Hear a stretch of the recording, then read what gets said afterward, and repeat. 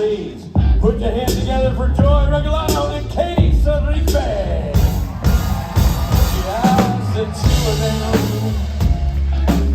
walking on the stage, just the two of them. Katie and Joy. Oh, there are two of them sitting on their stools, just the two of them. Joy and Katie. How you guys doing? What? I'm sorry, what? Just kidding, I had to do that. You know, whenever you have a mic and there's a crowd, you gotta.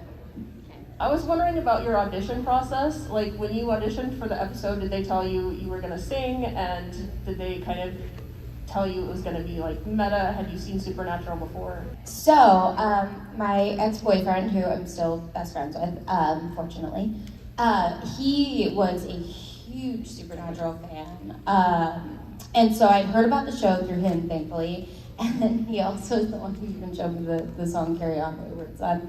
He was like, you wouldn't have known that song if it wasn't for me. I was like, thank you. But yeah, no, so I knew a little bit about it. And I got the audition, and he was very excited. I was too. And yeah, no, they did tell me that I had to sing. I think the initial round was singing. It was the casting director of Glee as well. So you're, going in and singing for him, you're like a little bit intimidated. But yeah, no, so we passed the singing round, and then the audition process was great. I loved it. Everyone was so nice, so friendly. My audition breakdown said this character might go to conventions. I was really excited. It said it was going to shoot in Vancouver. I was like, I want to shoot in Vancouver. And then it said deadpan like Aubrey Plaza. I'm like, that's like the two things I do as an actor. I like either deadpan and like annoying or mean, and then nice and like shy and awkward. So those are the two things I do. And then I had also auditioned for this casting office like 10 times, and for Glee and Supernatural. And then I had actually the first thing I read for Supernatural was K-Tran. At that time, the role was K-Tran, and I think eventually it became Kevin. And then, but they liked my audition, and they brought me in. They're like, we cast someone out of Vancouver, but we liked you. So they kept bringing me in. And then it was really exciting to finally get this. And my role didn't sing, so I didn't have to sing for that. I want to know, while filming, was that actually Sam, or was that just Jared just messing all around? Was he actually in character, or did you have to keep telling him to? Oh yeah, no, that was in the script. That was actually one of the audition scenes, but it was fun, telling a grown man what to do. It was very fun. And to be mean to him and stuff. And in life, I'm very small, and also and also non-threatening and Asian too. So, but then and then Jared is 6'15", Had any special memories or special from the set that you guys remember? Special, what was that? Memories? Memories. Well, it was really fun with all the other girls. A lot of them were local from Vancouver, and then we just we had brunch. We did. Yeah. I just saw that picture the other day of all of us at brunch. Looked like I'm 10. Yeah, it was before we started shooting, so we got to meet everybody before we started, and that was really fun. And then, Phil the director, he sent us maybe 5 to 8 episodes to watch in advance, so we could research and we could know what this was referencing, so that was cool to catch up. And then at the brunch, we got those, the 200th episode pins, right? And yeah. You got a Samulet too, right? I think so, yeah. Yeah. Those are cool. I meant to bring mine, I forgot it. Yeah, a lot of memories from that, but one that I love, first getting there was really cool because you just instantly feel welcomed into this family. I remember both of us talking about that and being like, wow, it feels like, we're almost joining them on day one, just how welcoming everyone was. I remember, and then Jensen and Jared are from Texas, so we had some good talks about that, because I am as well. And then I learned a cool trick from Jensen, and it was how to cross my eyes and move just one. And and so I've kind of kept that skill with me. And I feel much cooler now because of it, and that's a memory. Oh, I remember the memory with when we were just like chit-chatting with Jared for one of the scenes, and then he said, oh, I got this job, and then Katie was like, oh, as a server? And then Jared was like, no, but for Gilmore Girls. And I was like, right. He was talking about how he got a job right when he got to LA, and I was like, oh, that's cool. What restaurant did you work at? God. I love that you remembered it too. That's how cringy it was. I thought of one more memory. It was, oh yeah, okay, so there's a scene that got cut, but it was a scene where we were in the library and like looking, like we were thinking of clues or researching or something like that, and then I had improvised this line. I think like maybe Jared's character was like asking me questions, and then my parents had this saying, like, look with your eyes, not with your mouth. So I like improvised that line, and I think I was like hoping it would make it in, but that whole scene ended up being cut. But that was a fun one. In the actual show, they talk about exploring Destiel in the second half. So I just wanted to know, did you also have to look up what the heck is Destiel and Sastiel, and so that you can kind of get that context, like read some fan fiction?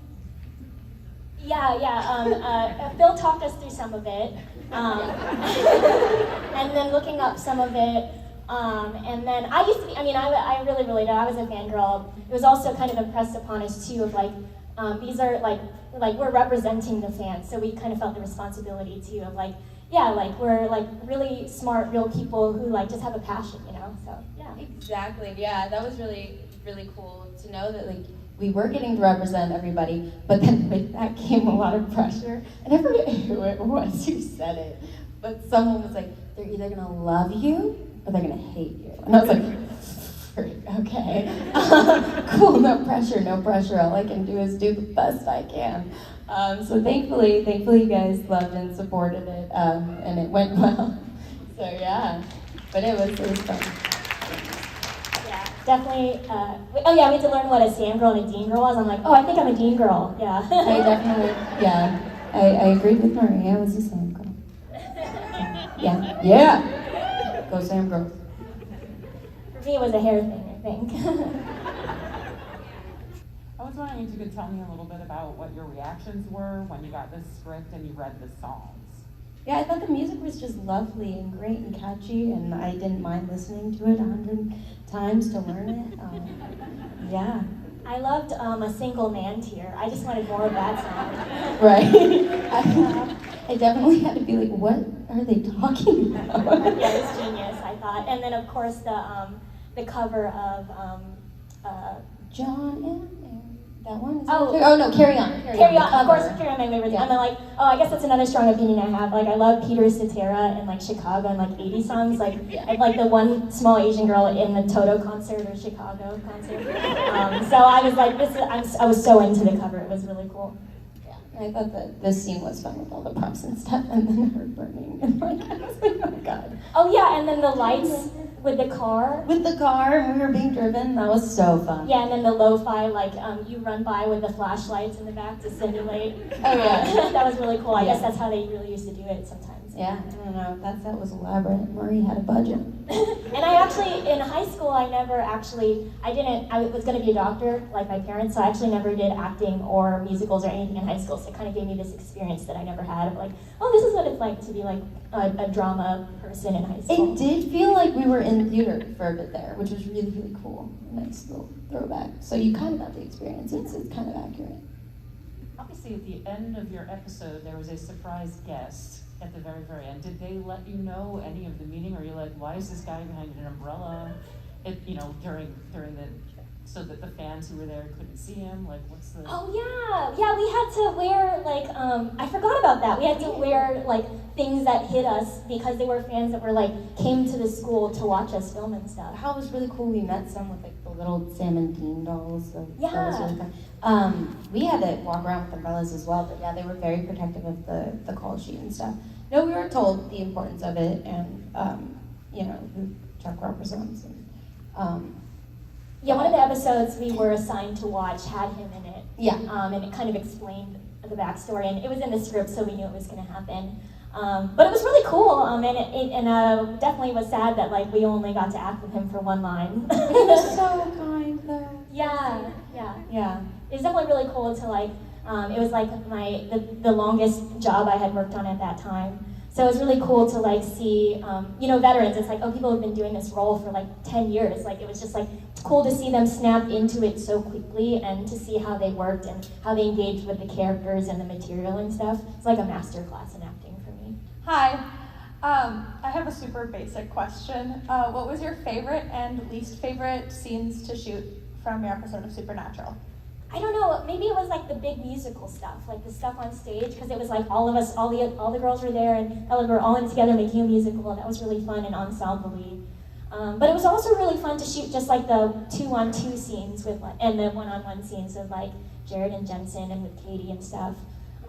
Maybe my least favorite scene was like the scene where we had to laugh, because I'm not that great at like fake laughing. That's a thing. I feel like fake laughing can be harder than crying. Yeah. I used to look like I was in pain whenever I did. Yeah. Yeah. And I remember, one of the directions I got, like, because I was having fun being like very mean and deadpan, and then I think one of the directions I got was like, well, they're still adults and they're still authority figures, so like you got to tone it down a little bit. So I was like kind of finding the balance too between that. Yeah.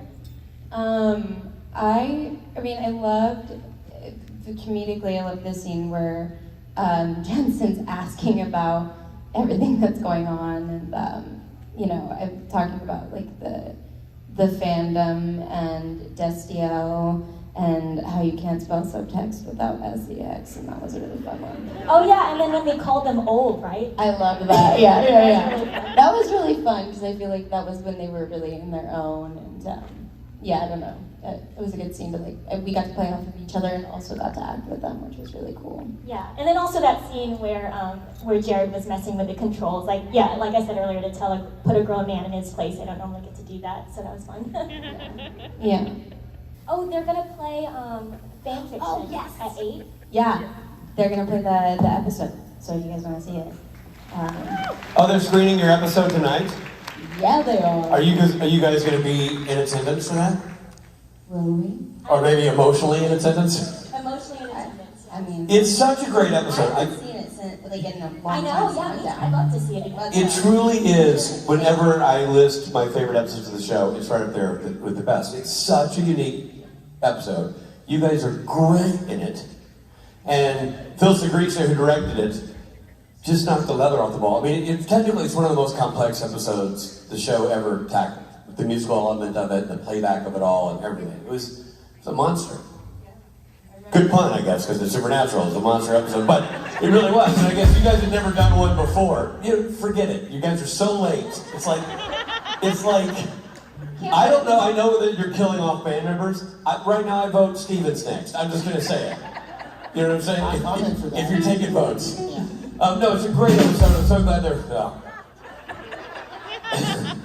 I'm so glad they're running it tonight. I'm glad you guys are here in support of it. And thank you for coming to the convention.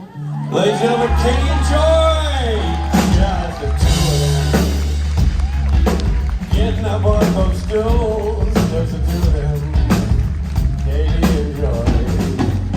Oh, there were two of them, I know. Because I went to school and I can count the two of them. Katie and Joy. Ladies and gentlemen, the queen herself, Ruth Connell. She's a black magic woman. She's a black magic woman. She's a black magic woman. Got me so blind that I can't see. But she's a black magic woman, and she's gonna make a devil fight. Black magic woman. She's such a black magic woman. So freaking but so freaking woman. She's a black magic woman. Got me so blind that I can't see. Why he bought the boots? But she's a black magic woman, and she's gonna make a devil of me. Ruth!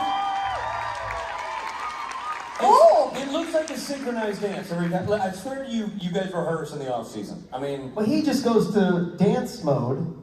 we said it. Robot dance mode. We are dancing. It is time to do the Dance with Ruth. Yeah, we rehearse in our personal He can dance if he time. wants to. I knew it! All right, Ruth, they are yours. Enjoy. They're mine. Thank you. Bye. Bye. Don't be jealous. Don't be jealous. He's a robot. Still. Okay. Hello. Hi, how are you all? I should answer a question or something, shouldn't I? No. That's what, That's fine. Just tell Just stories. keep going, just keep telling stories. I could tell you stories. Please. Go. All of them. But it's not necessarily about supernatural. Who cares? Just go. Yes. I Take just, Get somebody comfy. clever think of a question for me about Christopher Lloyd. Okay? Okay? And then I don't look like an asshole just bragging. Then it's like you ask me the question and I can just talk about him. That sounds cool? Okay, good.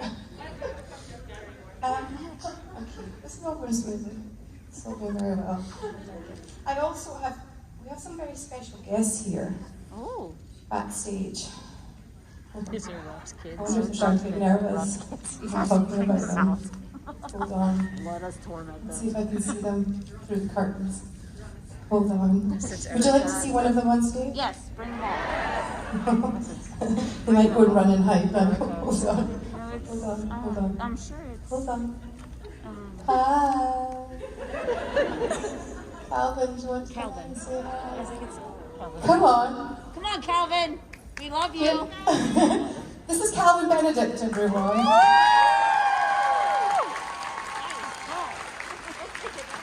And can you tell them all why you're here in Chicago? I'm touring my college, DePaul. Have we got any DePaul people in?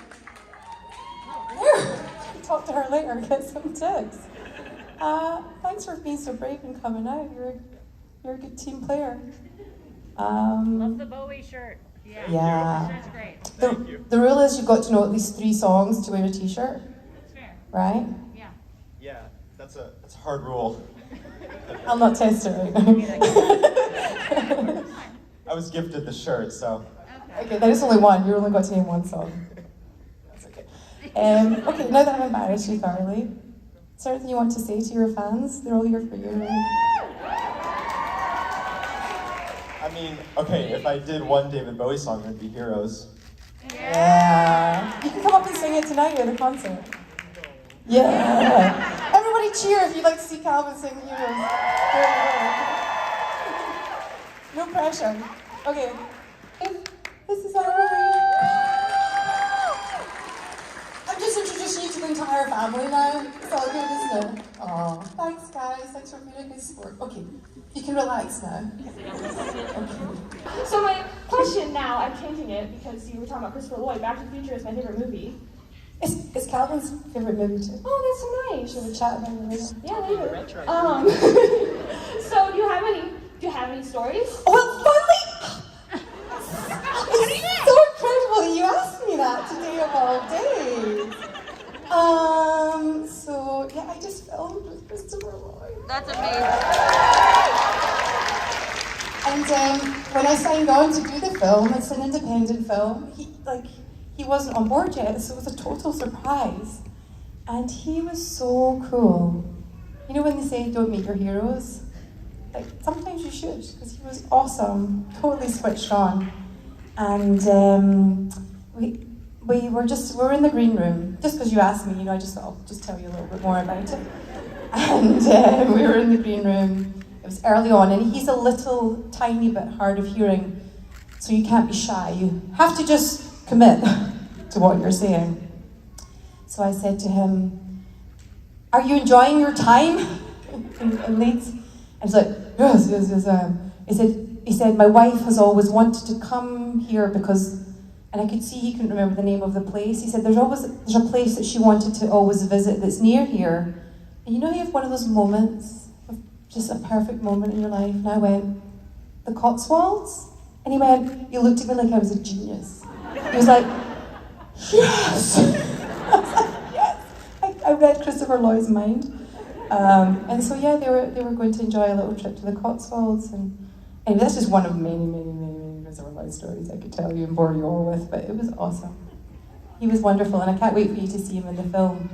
It's called Nandor, Fodor, and the Talking Mongoose, and it's a true freaking story. Come on, it's about a talking mongoose, and you're like, yeah, so... It's a true story. It's actual... What's a mongoose? Google it. It's kind of a mixture of like a kind of ferrety ottery thing. Ferrety weaselly thing. Cute though. And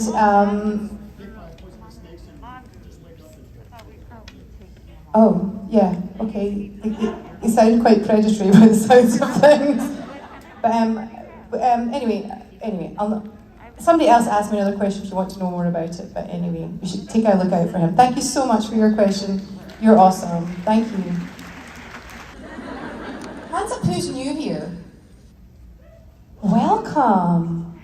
So you've not heard all my shit jokes before about how Jensen's not really human? He's an android, and the way you can tell he's an android is that they forgot to make his freckles random. They're actually symmetrical if you look real close. That way you can tell he's not really a human. I was just wondering if Rowena and Balthasar ever met, what kind of shenanigans would those two get into? Sebastian? Yes. Just checking. Sebastian and I once did a panel together in Germany. I'm still recovering. I mean, my mind wanders here and there and everywhere, but he's ballistic. He's amazing. I mean ballistic like in the absolute best sense of the word ballistic. He's such a true gentleman and such a true thespian as well. There's no accent, language, character, anything he can't do.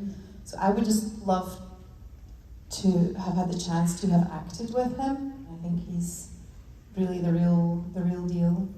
And I think they probably just couldn't have those two people together because of issues like how far they would go and how naughty they would be. What do you think would have happened?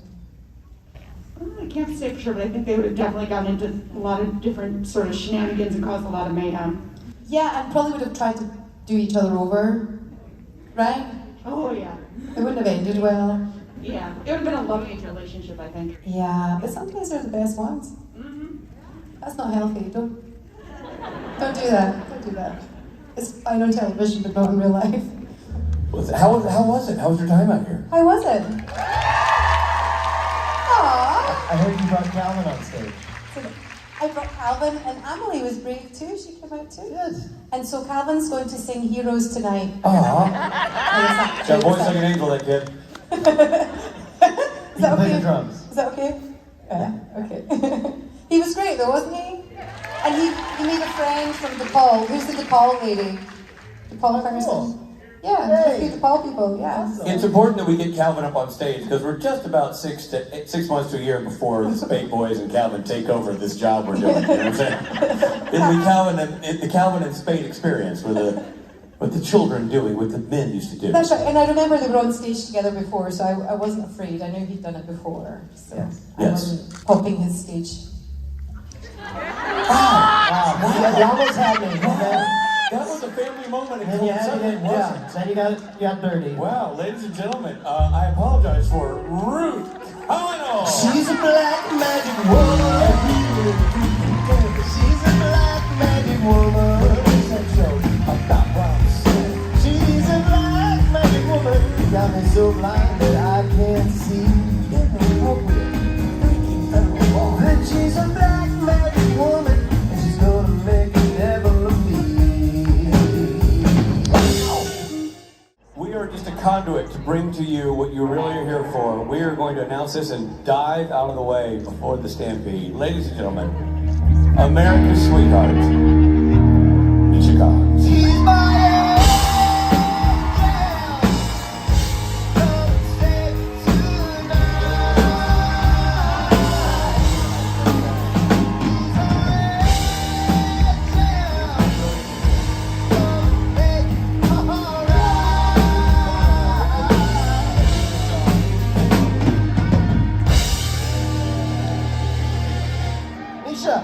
Misha.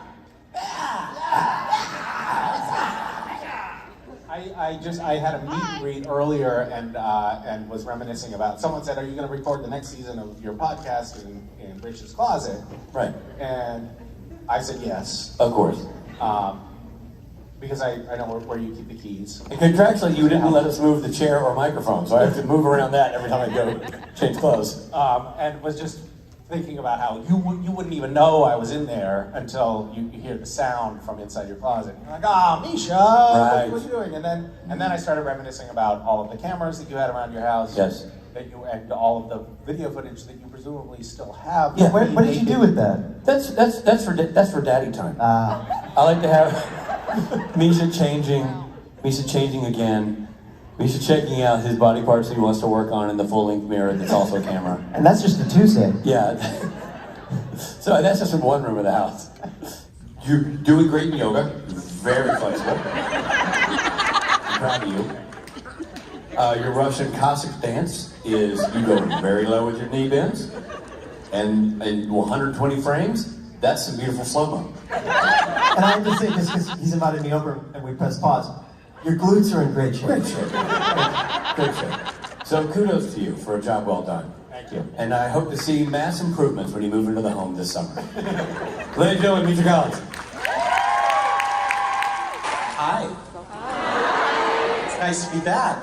Good to see you all. Hope you're feeling better. Hope I'm feeling better? Yeah. Did you think I was not feeling well? Just because I had COVID? A bunch of people have said to me today, I hope you're feeling better. Reed, I hope you don't still have COVID. While I'm hugging you in this photo. It's a funny dynamic now because everybody's like, can I hug you? Should I hug you? So, I am COVID-free. I know it's sort of a lottery moment for you, like, oh, I hope he is. This is going to be a super spreader event, if not. I went to the upfronts because I have, I am on a new television show that has been picked up.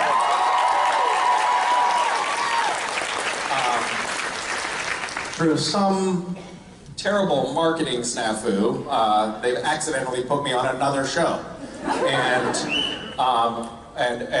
So we went to the upfronts, and Jared and Jensen were there. The CW, which is a network that there was a show that we were on in the past called Supernatural, that was also a CW show. And this year, the CW is going through some transitions, and they're truncating their new show lineup to just 3 new shows. One is Jensen's new show, one's Jared's, and one's mine.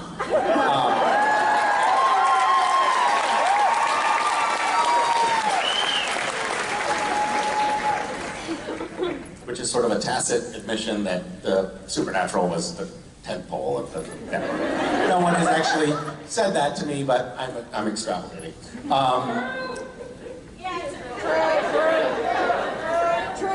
Okay, angry mom. The president of the network was joking in advance of the upfronts, like, I hope this isn't a super spreader event. And then there were several articles that came out after the upfronts saying the upfronts was a super spreader event. And that's where I got COVID. Very cool, yeah. It's like a little memento. A little tiny, microscopic viral memento. Souvenir. Souvenir. That's what I meant when I said memento. I spent 4 years of my life in Chicago. And I went to college. Of course, it was a complete waste of time. Rob's son is in the green room today, Calvin, and he is going to college in Chicago. And I sidebarred with him, and I was like, why are you doing this, man? It's not true. Can you imagine? God, kids, don't go to school. Why doesn't anyone ever get up on stage and encourage children to skip out of school altogether? It wouldn't be popular, that's why. If you, any of the roles that you've played, anything you've done, what is the character that is most like you, and what's the character that most is not like you? I was just talking about this because I did, I played a real life serial killer. It was a biopic. Terrible, terrible movie. Don't even try to figure out which one it was. Don't watch it if you do figure it out. But when they cast me in the role, I was like, they screwed up. Because I'm nothing like this guy. Like, I can't even imagine the mindset of somebody like this. And then I like really immersed myself in the role. I found this like university that had audio. This was back when you actually couldn't find everything on the internet. So I actually had to go to this university library and take out the audio tapes and listen to them on headphones. But there were these recordings of the guy himself. I really did everything I could to get into his headspace. And then I started having his dreams. Like actually dreaming as if I were this guy having a serial killer's dreams. So, and actually, ironically, I think that was the closest I've ever gotten to a character. So maybe I'm most like the serial killer in the end. I don't know. Yeah, it's a funny question because there's this weird, this weird tug that I have every time I get like this. I'm doing this new role, and I'm playing Harvey Dent, who will ultimately become a supervillain, but at the outset, which will be very close to my genuine character, but at the outset, he's like this, he's really pursuing justice, he's this good guy who is smart and hardworking, and I kind of am wrestling with the question of like, how much do I layer on a character, and how much do I just let, myself come through, which is always something that I wrestle with as I'm getting to know a character. With Cassiel, I think the writers had a very different idea about what that character was going to be. Then I started playing the role, and they made him a dork.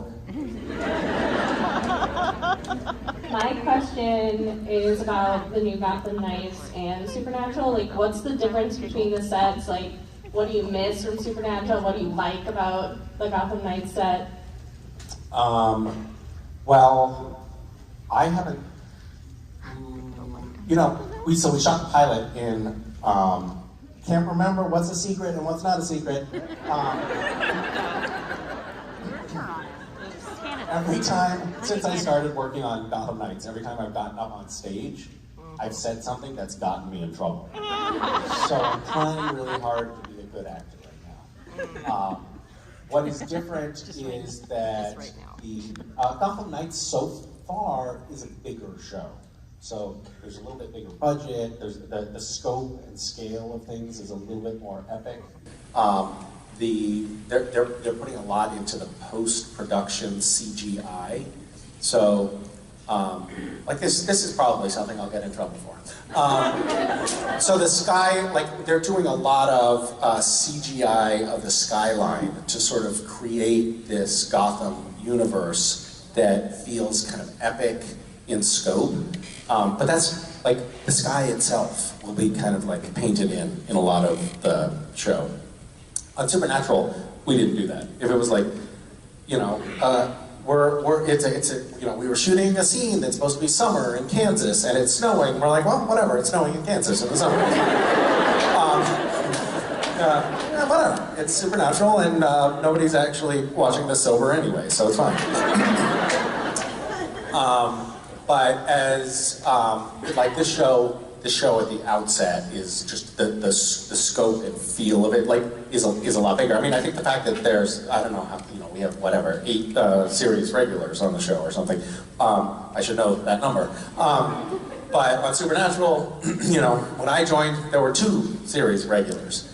And the scope of the show was often more intimate and small, and like we spent a lot of time in like a motel room, whereas in Gotham Knights we'll probably spend a lot of time in this, you know, expansive interior set that is the Batcave.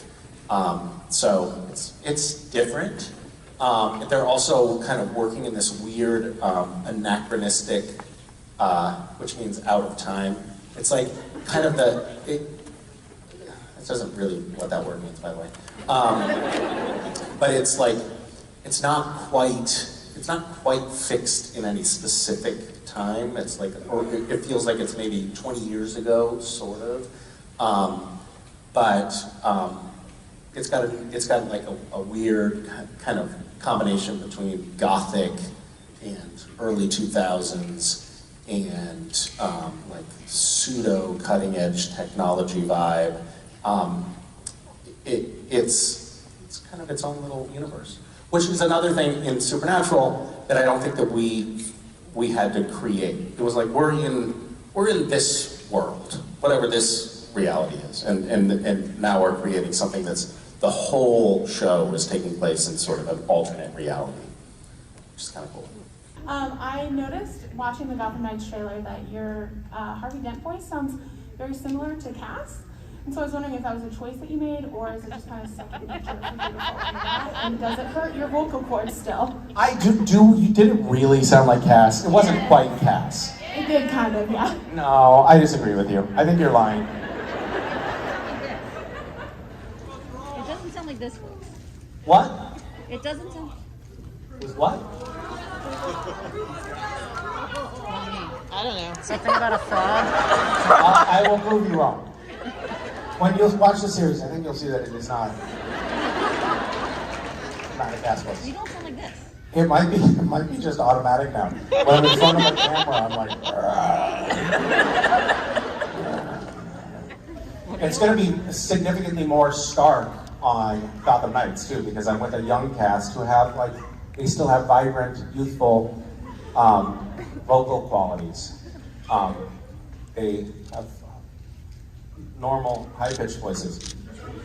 On Supernatural, when I came on, I was like, "Rrr."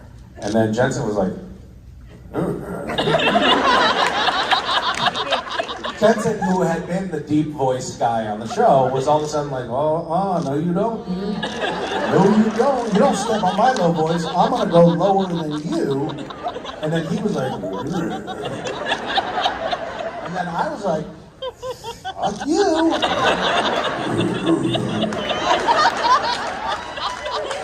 And then Mark Shepard came along and he's like, hello, boys. And he won, but we were always duking it out. And then Jared was like,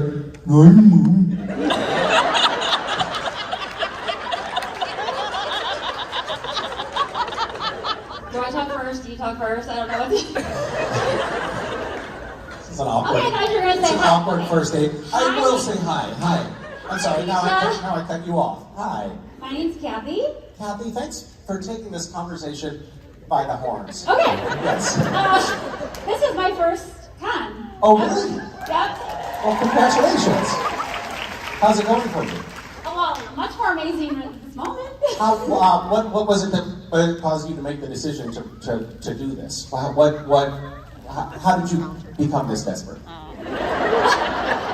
Wait, what? What brought you here? Okay, well, How do you decide? That's what I'm going to do this weekend? I actually decided in 2019. Sure. There are a lot of people here who back in 2019 were still into Supernatural, and they're like, yeah, I want to do that, and now they're like, oh God. No, I'm still just as excited, so just waited 3 years. Okay. Wow, that's amazing. 3 years. Yeah. Yeah. So, how many of you actually booked this 3 years ago? Wow, amazing. That's a lot of time to build up anticipation or dread or whatever it is. Well, I'm glad that so many of you survived to be here from the time that you purchased tickets until the time the show happened. Can you imagine booking something 3 years in advance? No. Why did several people say yes? That's so weird. I'm going to Australia next week, and I was like, yesterday, I was like, you know what? Maybe I'll bring my kids. And we'll make a trip of it. Which, by the way, you can't do if your kid's passport is expired. But so my question is sort of related to your kids. You had mentioned that you had started watching Supernatural with your kids. What's their reaction? Have they gotten to an episode where you're in it, or are you starting from the beginning? we're starting from the beginning. Okay. So, and we only watch, one episode a week or something. So they'll be about 30 before they get to me. I remember when I was watching Supernatural, like when I first got on Supernatural, I was like, I should bone up and watch some episodes. And so I would watch maybe like 2 episodes in a night, and then I would have nightmares. Like for sure nightmares. And I can maybe watch 1 a day, and it has to be long before I go to bed, because my soul is too intact for this. In a weird way, I just called all of you soulless. You're not wrong. And so I was a little trepidatious about having the kids watch, like, the first episode. It's pretty terrifying, right? And these are kids that, like, I took, when Frozen came out, I took them to the movies, and they started crying 5 minutes in, and they're like, get us out of here, this is terrifying. And they have had some trouble with some scary things, and like have nightmares, and they want to clean their palates afterwards. Like if we watch something that is surprisingly a little bit scary, they're like, now can we just watch Friends? Can we just watch an episode of Friends? And I'm like, no, it's bedtime. And they say, no, I need to watch Friends just so otherwise I won't be able to sleep. And then I say, no, we'll just watch, Texas Chainsaw Massacre again. But with Supernatural, for some reason, they're just like, no, doesn't affect us at all. They have no feelings. It's really weird. I don't get it. I'll be curious to see what their take is when we get to me on the screen, because that directly impacts my own egoic perception of the world. But I will tell you that I was very much on the fence about signing up for Gotham Knights. And it was just because I knew it was going to shoot out of state. We live in Southern California, and I was like, I don't know if I can be filming where the kids aren't, and I'm not going to see them quite as much, and that's going to be too hard. And of course, I was very excited about the show, but I was like, oh, but can I do that? And I talked to the kids, and I said, there's this show, it's like Batman universe, it's the Harvey Dent is going to be Two-Face, and my son reads comic books, and Mason is into bats, and really into bats, obsessed with bats. There are bat posters all over her room.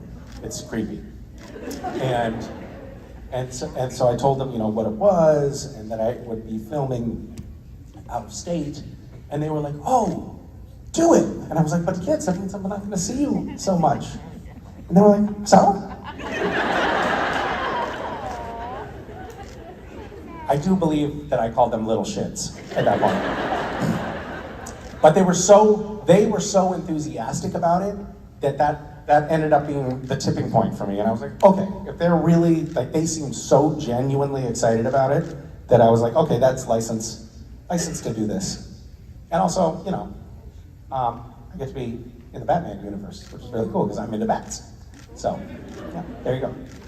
So you mentioned earlier being the veteran on Gotham Knights with a younger cast, and coming off of Supernatural, which was a show that was pretty universally praised for having such a welcoming set environment and great place to work by guest stars and other cast members on the show. Do you feel kind of a obligation or an intention to? Yeah, I know. Yeah. basically on day one of shooting, I let everyone know, like, this is my show. And I'm gonna do what I want, when I want to, and basically fuck y'all. I wanted to, it was important for me to set a tone, but I didn't want it to be the exact same tone as Supernatural. I'm like, it has to have a little bit of a different feel. So that's what I'm going for. That's the vibe I'm going for on set. And I think everyone gets it. Like, they're not, necessarily immediately happy about it at the outset, but I think eventually I'll win out. Where Tom Welling had been on, he had been the star of Smallville, and when Supernatural started production in Vancouver, I think Smallville had been already on the air for a couple of years at that point, and Jared and Jensen, I just know this story by proxy, but Jared and Jensen went out to dinner with Tom, and Tom basically told them, you have to be the stewards of the culture of your show. You have to be good people, basically. You have to not be dicks. And that, of course, talk about, earlier we were talking about, what's in alignment with your character, obviously very much out of alignment with their characters. But they took that mantle, and I think that it was interesting, Jared and Jensen have always been sort of competitive with one another, but I think that they were a little bit competitive about that particular point. Who's gonna set the better example on set? Who's gonna be the stand-up guy on set and set the tone? And it really worked. It was a welcoming environment. Guest stars always felt like they were welcomed into the fold. It wasn't one of those, the tone and tenor on a set when a star acts like a prima donna and casts lower cast members or crew aside, or is unkind, or is a dick, it's just so unpleasant to be around. And I think that one of the dangers, frankly, of being a successful actor at a young age is that you are not a fully formed human. And so when you're suddenly placed in actors get doted on, and they kind of get showered in praise, and they can be, if you're a prima donna, you kind of get what you want. And so it can be tempting to fall into that trap as a young actor.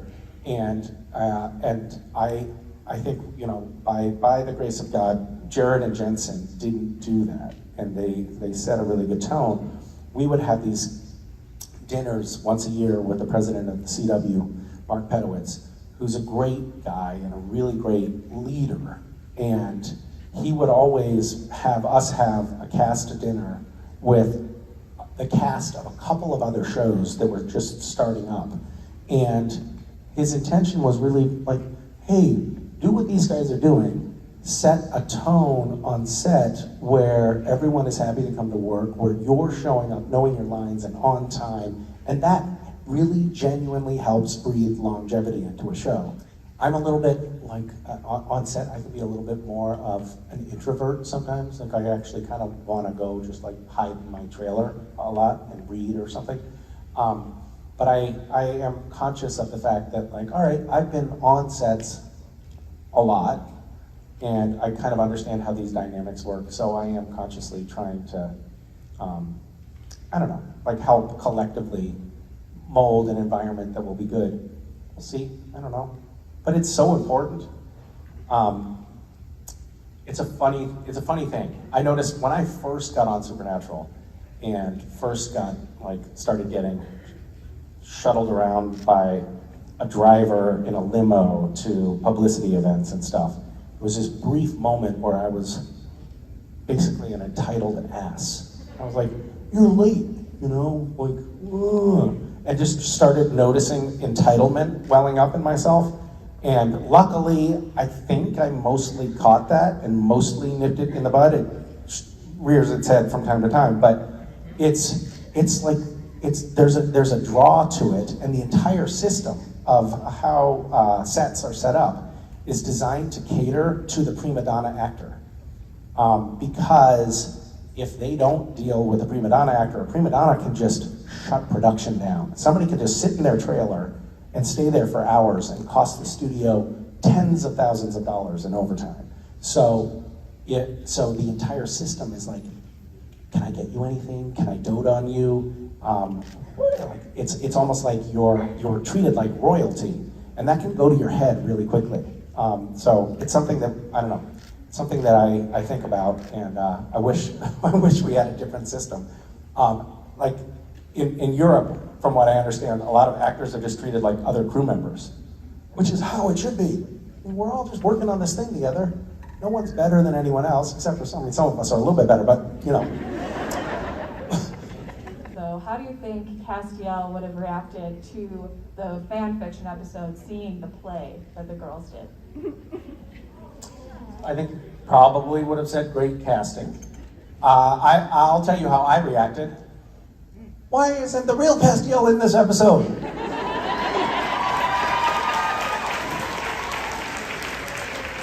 That one was a tough pill to swallow. The producers were like, don't worry, like Castiel's still in it, it's just like in the and I was like, yeah, that doesn't quite work for me. What do you think his reaction would have been? I think he would have been very confused, but would have loved it ultimately. Yeah. Just kind of stand off to the side and be like, what's happening? Why am I here but also there? And why are you here but also there? Well, I think Castiel would have known that wasn't him. I said it was great casting, but it wasn't spot on. What a fun thing that we got to do all of those crazy meta episodes where we had fan conventions, and it was so great. I wonder, do some of you sometimes feel like, oh, the casting of the fans at the fan convention wasn't great, I could have done better? Sometimes. Yeah. Well, for the Netflix reboot. Yeah. Well, we should only cast real fans for the fan convention episodes. My question for you is, there's a lot of darkness in the world right now, both at home and abroad. What brings you joy, and what are you most looking forward to personally and professionally this year? I am most looking forward professionally to filming Gotham Knights and the arc of my character. I'm really looking forward to seeing how that evolves. One of the things, the thing that I like most about working in television on a long arc is that you get to develop a character over time, and it'll be really cool. This particular character has some, I know stuff that you don't know about the character. Sorry to lord that over you. But it's just it's a super cool backstory and a super cool evolution that we're gonna get to see. It's the kind of thing that, like, if someone was like, oh, you wanna do this like Batman show, and you were an actor, you'd say, I don't know. And then if the producers said, well, here's what's gonna happen with your character, you would say, oh yes, I definitely wanna do that. That sounds super cool.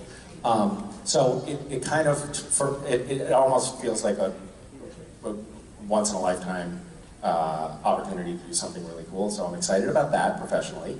And then personally,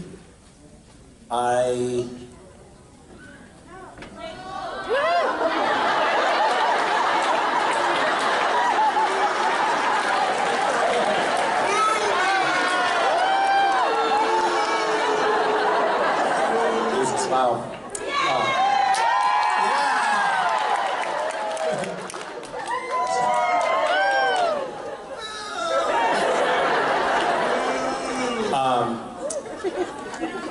Hold on, sorry, I don't mean to interrupt, but is that Rob Living on stage?